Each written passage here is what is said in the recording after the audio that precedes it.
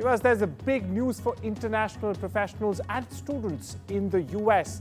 The Trump administration has clarified who's affected by the controversial new $100,000 H-1B visa fee.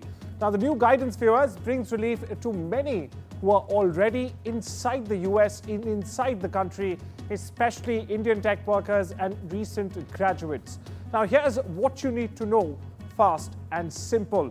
First up, if you're a student on an F-1 visa switching to an H-1B visa, you're in the clear. What does that mean? Well, no 100K fee will apply to you. Now, the same also, in fact, goes for L-1 visa holders, just like you see here, or those already on H-1Bs, in fact, who are applying for further extension. There's no extra added cost to that. Next up, anyone currently who's inside the United States. This also includes workers and students who won't face this fee. Now, as long as they stay put inside the United States of America. However, if you're filing from outside the country or even must leave and re-enter the country, the $100,000 charge automatically kicks in. Now, in case you are still worried about traveling, the USCIS has in fact confirmed that the current H-1B holders can freely leave and return without any new or additional penalties. And for critical roles, meanwhile, there's a narrow door open. Companies can now directly request waivers if American national interest, so to say, is at stake. So for now, there are no sudden surprises for those already living and working in the US. But if you're applying from abroad, get ready to pay big. Now, the rule is in effect as we speak, and the legal battles may not be far behind. Meanwhile, check out this conversation I had with New York immigration attorney Nicole Gunara. What will be the sheer impact of this on Indian students? I think this is definitely a ray of light for Indian students. I do think that when it comes to applying to roles, it's going to be an easier conversation. No more is this consideration of, hey, is the $100,000 fee going to be something that an employer needs to pay for me? Employers would really be more willing to consider that sponsorship or even enrolling you into the lottery, knowing that if you stay domestically in the United States and you do not leave, you can still get into the H-1B status and continue working in the US for the long term. All right. Could you quickly explain which H-1B applicants are actually subject to the new $100,000 fee from the Trump administration? It would be individuals who are outside of the United States. So take, for example, if you are currently in India and you have been enrolled in the H-1B lottery and you won, and your company filed the H-1B application for consular notification, meaning that you're going to activate your H-1B by going to the US consulate and then travel to the United States, that's where the $100,000 fee does kick in. So if you're not domestic in the US and you're not changing into or filing for an extension or amending into the H-1B, then you would be counted against this and you would need to pay the $100,000 fee. Nicole, a very, very important question, a central point of the entire debate has been American companies and what effect will this $100,000 fee have on their hiring? So does this change the semantics a bit or do they remain same?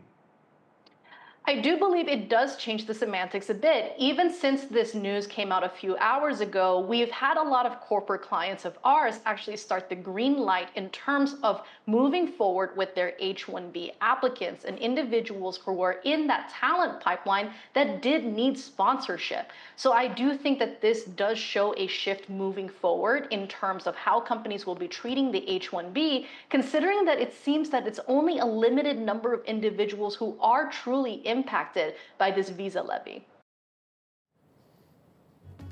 Last, about maintaining Israel-Hamas ceasefire, President Donald Trump said US will give the situation a little chance in his words in hopes that there will be less violence in the war-besieged enclave. Now, Israeli forces, meanwhile, on Sunday killed dozens in strikes in Gaza after it accused Hamas militants of killing 2 IDF soldiers. Trump, meanwhile, has said Hamas must behave or face the consequences. They have to be good, and if they're not good, they'll be eradicated, he said. Listen in. You just alluded to the violence in the Middle East. What steps is the administration taking to maintain the ceasefire? Well, a lot of steps, and right now it's in the hands of others. You know, we have 59 countries that agreed to the deal. We have peace in the Middle East for the first time ever. We made a deal with Hamas that, you know, they're going to be very good, they're going to behave, they're going to be nice, and if they're not, we're going to go and we're going to eradicate them if we have to. They'll be eradicated, and they know that. We're shifting our focus to the Middle East, where Palestinians in Khan Yunis and across the Gaza Strip, in fact, waited anxiously on Monday as two of U.S. President Donald Trump's envoys traveled to Israel to shore up tenuous ceasefire in Gaza. Now, it comes a day after the fragile deal was tested by a major flare-up of violence in the besieged enclave. Meanwhile, on Sunday, Israel had threatened to halt shipments of humanitarian aid into Gaza, and its forces, in fact, killed dozens in strikes there after accusing Hamas militants of killing two Israeli soldiers. Israel, meanwhile, said late in the day that it had resumed enforcing the ceasefire. Meanwhile, funeral services were held Monday for some of the dozens of people killed earlier by Israeli strikes across the Strip. Houthi rebels, meanwhile, have released 5 Yemeni United Nations staff members and allowed 15 international ones to move freely within the UN compound after detaining them in Sanae over a weekend, a UN spokesperson said Monday. The UN spokesperson also said that Houthi security forces, in fact, had left the compound at the latest such raids on international organizations. The Houthis have a long-running crackdown against the UN and others working in Yemen's rebel-held areas, including capital Sana'a, the coastal city of Hodeidah, and the rebel stronghold in the northern province of Sadr. Here's more. And I think, as you are well aware, and you saw the note that we issued earlier today, where we were informed by our team in Yemen that all 15 UN international staff are now free to move inside the UN compound in Sana'a. And they've also been in contact with their respective UN entities and families. This follows the October 18th incursion into our compound by the de facto authorities. Also, the 5 national staff that had been detained during that raid on October 18th have also now been released. As a reminder, 53 of our national colleagues in Yemen continue to be arbitrarily detained. Just want to flag a number of phone calls the Secretary General's made this morning, all on the situation in the Middle East, including the specific situation in Yemen. He spoke to the Foreign Minister of Saudi Arabia, Faisal bin Farhan Al Saud. He spoke with the Foreign Minister of Iran, Said Abbas Araghchi, and he spoke twice with the Foreign Minister of Oman, Said Badr bin Hamad bin Hamoud Al Saidi. US President Donald Trump pulled back Monday on his previous assertion that Ukraine could very well win back all territory from Russia, now saying he in fact doesn't think they will. They could still win it, Trump said of Ukraine during a cabinet meeting with Australian Prime Minister Anthony Albanese. Now, Trump on Friday, viewers called on Kiev and Moscow both to stop where they are and end their brutal war following a lengthy White House meeting with Ukrainian President Volodymyr Zelensky, another shift in his position on the long-dragging war. Here's more. President, on the war that you haven't solved yet, the Ukraine-Russia situation, have you now locked in a meeting? And can you explain, just a few weeks ago at UNGA, you said that Ukraine could possibly win the war and well, they could. Territory, but now they could still win it. I don't think they will, but they could still win it. I never said they would win it. I said they could win. Anything can happen. You know, war is a very strange thing. A lot of bad things happen, a lot of good things happen. If you look at the Middle East, I would say prior to us hitting Iran so hard, we could have never made that deal because you would have had a dark cloud over the Middle East.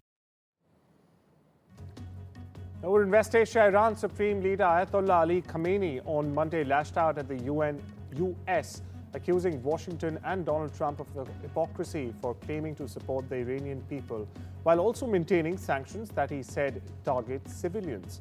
Now, in a meeting with a group of young people, athletes and medalists, Khamenei defended Iran's missile and nuclear programs and said the country, in fact, would never yield to pressure or even enter negotiations dictated by force.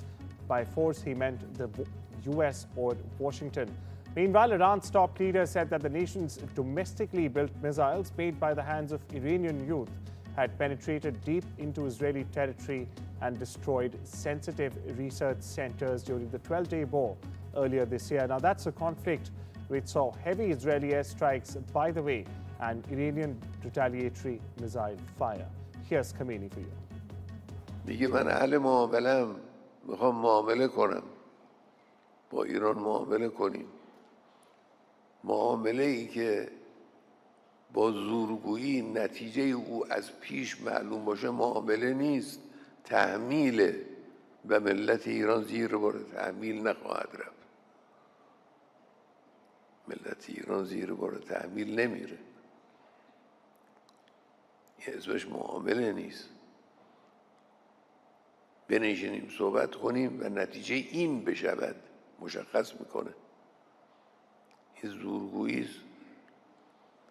ایران رو نمیشه مثل بعضی از کشورهای دیگه با این زورگویی ها تحت تاثیر قرار داد. Sanae Takaichi has won an historic vote to become Japan's first female prime minister ever. Now, Takaichi replaces Shigeru Ishiba, ending a 3-month political vacuum and wrangling or jostling since the Liberal Democratic Party's disastrous election loss in July this year. Ishiba, who lasted only 1 year as prime minister, the 64-year-old conservative is known as Japan's Iron Lady. In fact, she's an admirer of former British Prime Minister Margaret Thatcher. This is, by the way, her third attempt at becoming the Japanese leader, and she's the fourth PM in 5 years from a scandal-hit party, the LDP.